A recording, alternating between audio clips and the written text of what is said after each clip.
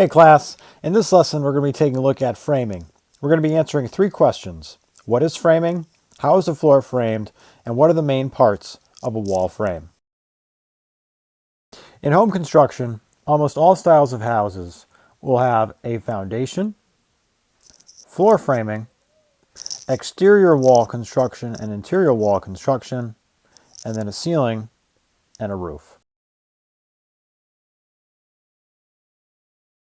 Like how the bones of your body give you a structure and form to your body, framing is the frame or structure of the house.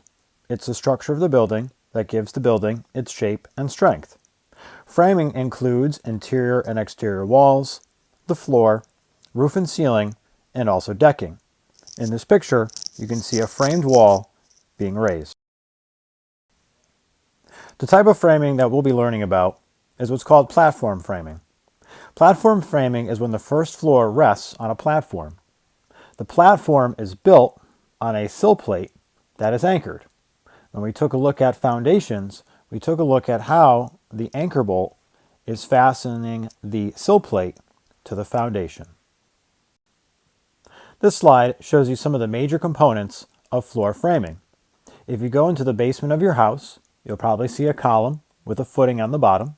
Usually you'll see a girder that's holding up the floors of your house. The floors of your house are basically made up of floor joists that connect to the girder. You have a subfloor, which is basically just plywood laid down in sheets. You have your platform framing that we talked about. You'll have your sill plate, which is bolted to the foundation using anchor bolts. You'll have your foundation, and then as we talked about in our foundation lessons, the footing. After the sill plate has been anchored to the foundation using anchors, you go ahead and you build a platform. Once the platforms are done being completed, you then go ahead and you nail down layers and sheets of plywood. That plywood, as you can see, is staggered. It adds rigidity and a base to the finished floor. After the platform is completed being framed, we now go ahead and start building the walls. We're going to be taking a look at some of the wall parts that make up a wall that's framed. One of the most important parts to remember is the studs. You'll also have what is called the sole plate, which is not to be confused with the sill plate, which is mounted and anchored to the foundation wall. Remember, you have the sill plate, then the joists, then the sole plate. You have your studs that go up and down, and then you have your top plate that goes on the top. And then when you have a wall that has a window, there are some other parts that are also involved. This image is a detailed cross-section of what you would see in your house. Here's your foundation wall. Here's the anchor bolt that we've talked about. Here's a sill plate that's anchored to the foundation using that anchor bolt. Here's your joists, which is also your platform. Here's some plywood. That is basically the floor of your house. On top of that, you would see hardwood floor or carpeting or something like that. And then you have the walls that are being framed.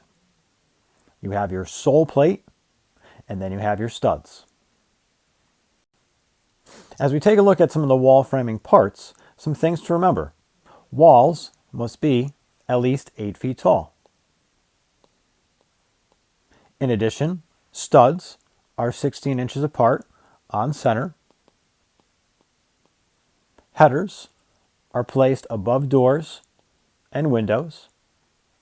Cripple studs are posted between the header and the top plate. And the top plate gives support to the second floor or roof.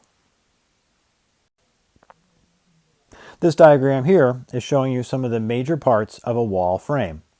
The parts that are up here are the ones that I want you to remember for class. Let's take a look at the graphic. You can see that you have your studs. Your studs are 8 feet in length. You can see that you have your sole plate, which is on the bottom, not to be confused with the sill plate. You have your cripple studs, which go in between the header and the top plate.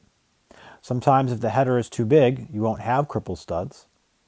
You have your trimmers or jack studs, which are being used to hold up the header.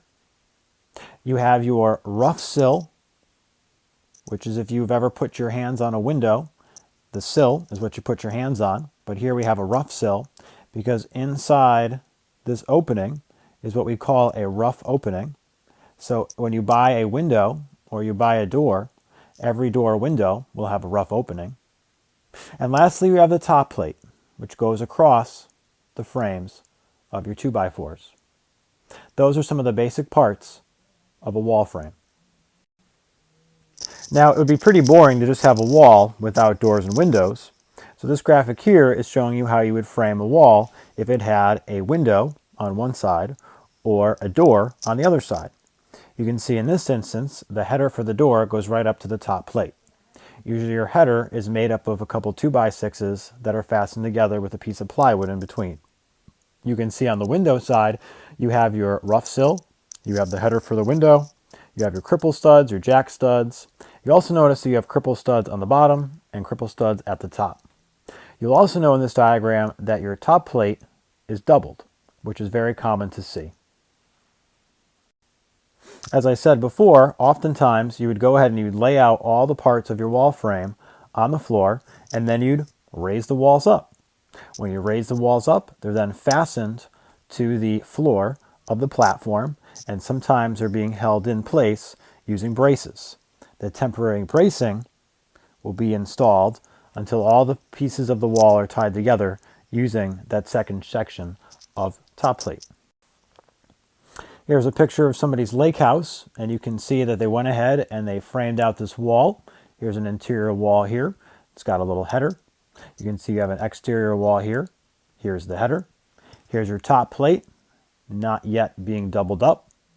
You can see that you have some bracing being used to hold all these pieces together. It's really important that they're held in place so it doesn't fall down. You can have your sole plate down here and your studs all across.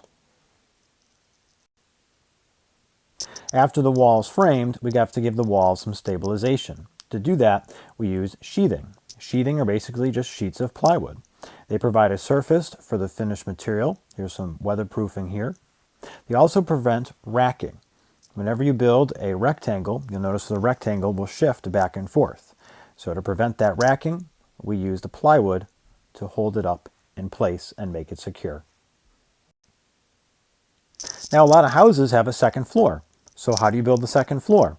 Well, just like you did on the first floor, you go ahead and you do some platform framing using the floor joists. You go ahead and you nail down your subfloor, which is going to be some plywood. And then you go ahead and repeat the process using 2x4s, top plates, sole plates, headers, all the rest to build yourself a second floor. Now, besides framing out a full-size wall, sometimes you'll see a half wall or a pony wall.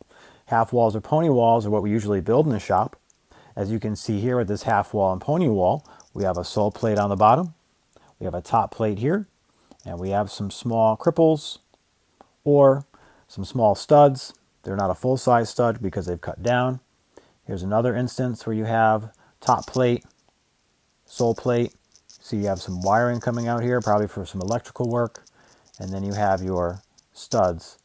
And make sure that you remember those studs are 16 inches on center. This slide shows you how nice half walls and pony walls can be used in some interior design work. Here's one that somebody put a bookshelf in front of.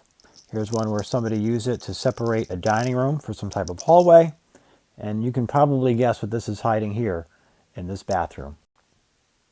The goal of this video was to give you a quick overview of the process of wall framing and to also help you identify some of the basic parts of a wall frame. You are expected to be able to remember what the sole plate is, the stud, the cripple studs, the trimmer jack studs, the headers, the rough sill, and the top plate. I've attached a couple more YouTube videos for you to watch and also a Google form for you to fill out where you can identify the parts of the basic wall frame. Thanks for watching.